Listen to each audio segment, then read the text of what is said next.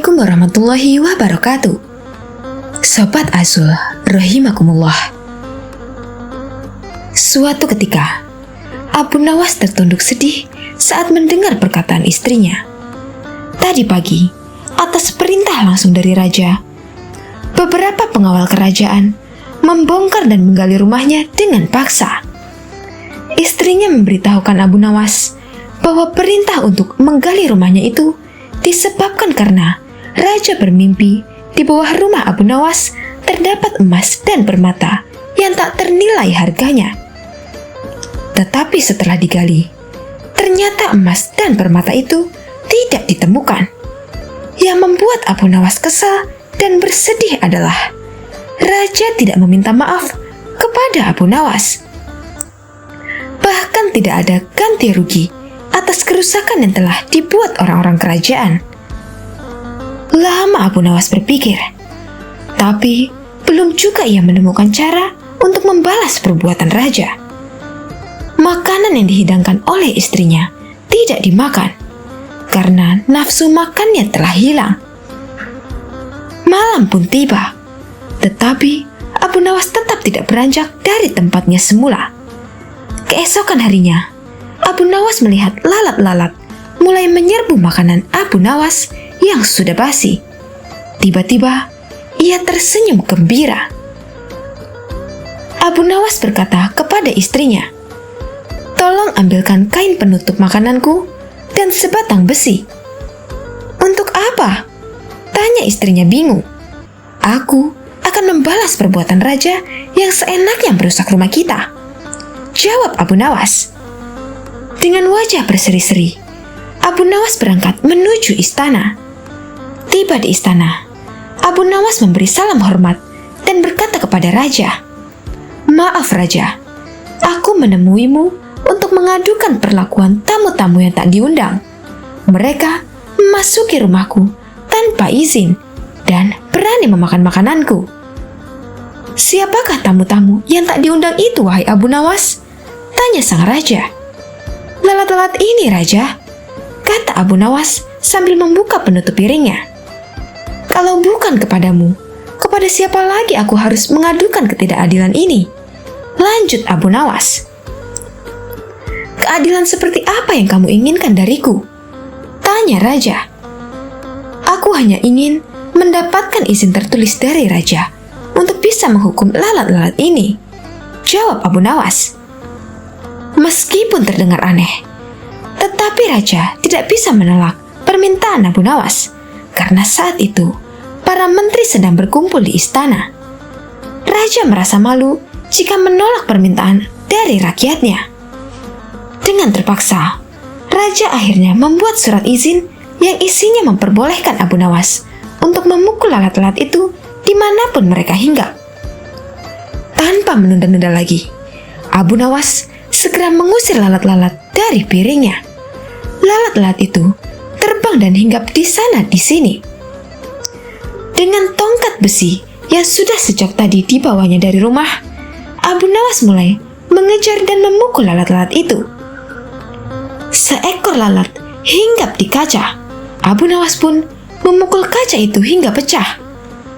Begitupun dengan lalat-lalat lain yang menempel di vas bunga dan patung hias. Abu Nawas memukul tongkat besinya ke segala arah, sehingga sebagian perabotan istana pun menjadi hancur. Bahkan Abu Nawas nekat memukul lalat yang kebetulan hinggap di guci sang raja. Raja pun tidak bisa berbuat apa-apa, kecuali menyadari kesalahannya karena telah merusak rumah Abu Nawas dan keluarganya. Setelah merasa puas, Abu Nawas pun pamit pulang. Kini, barang-barang kesayangan raja telah hancur lebur. Bukan itu saja, raja juga merasa malu. Ia sadar betapa kelirunya berbuat semena-mena kepada Abu Nawas. Abu Nawas yang selalu lucu dan sering menghibur banyak orang itu, ternyata bisa sangat marah kepada orang yang mengganggunya. Sementara itu, Abu Nawas pulang dengan perasaan lega. Ia sudah tidak sabar ingin bercerita kepada istrinya di rumah tentang apa yang baru saja ia lakukan di istana.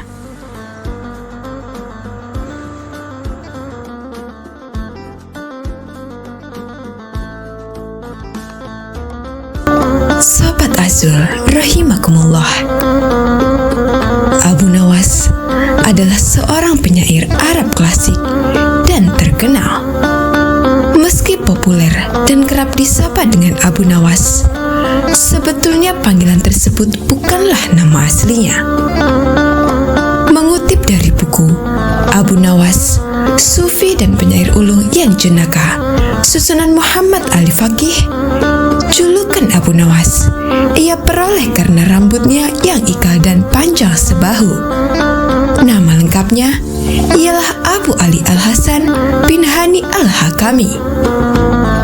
Abu Nawas lahir di Provinsi Ahwaz sekitar Khuzestan, barat daya Persia tahun 757 Masehi. Walau begitu, banyak perbedaan pendapat terkait tahun lahir Abu Nawas. Ketika beranjak dewasa, Abu Nawas membantu sang paman bekerja sebagai pembuat minyak wangi. Seusai bekerja, ia sering pergi ke masjid untuk belajar berbagai ilmu agama dan pengetahuan lainnya, seperti syair, fikih, dan ilmu hadis. Abu Nawas terkenal sebagai murid yang cerdik dan antusias dalam mempelajari berbagai ilmu pengetahuan. Suatu hari, Abu Nawas bertemu dengan Abu Usamah yang merupakan ahli sastra sekaligus pujangga terkenal. Ia sangat terkesima dengan kemampuan Abu Nawas membuat syair, hingga diajarkan berbagai ilmu mengenai syair. Dikenal sebagai sosok yang jenaka dan cerdas, banyak kisah menarik mengenai Abu Nawas. Salah satunya ketika ia bersikeras mencari neraka. Hari masih terlalu pagi, bahkan azan subuh pun belum berkumandang. Tetapi Abu Nawas sudah terlihat sibuk mencari sesuatu di halaman rumahnya. Ada di mana sebenarnya? Gumam Abu Nawas sambil membawa lampu dan menggoyang-goyangkannya. Jika di sekitar rumah tidak ada, aku harus mencarinya kemana lagi? Lanjut Abu Nawas.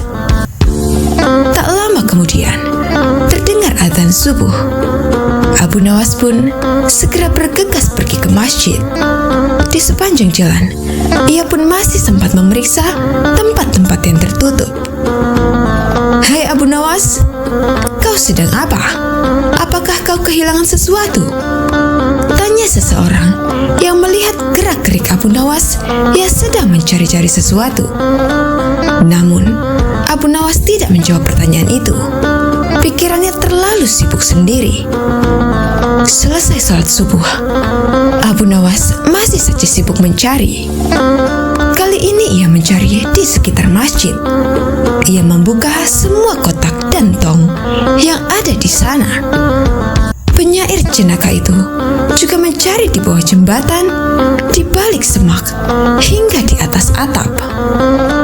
Orang-orang merasa heran sekali dengan tingkah laku Abu Nawas.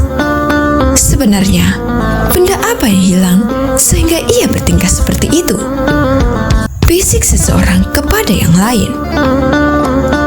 Siang harinya, Abu Nawas masih terlihat sibuk mencari ke sana kemari. Meskipun matahari bersinar terik, Abu Nawas masih tetap membawa lampu minyak miliknya. Kali ini ia mencari ke sekitar rumah-rumah warga. Lagi-lagi, aksinya ini membuat para tetangganya merasa keheranan. Hai Abu Nawas, apakah kau butuh bantuan? Tanya salah satu tetangga yang memperhatikan Abu Nawas sedari tadi. Namun Abu Nawas menolak tawaran tersebut.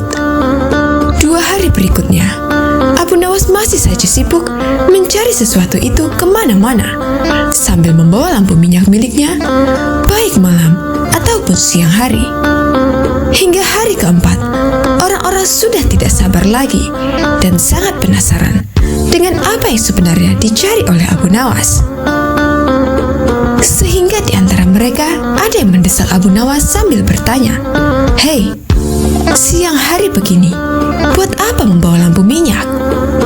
Jadi sebenarnya apa yang kau cari? Aku sedang mencari neraka, jawab Abu Nawas.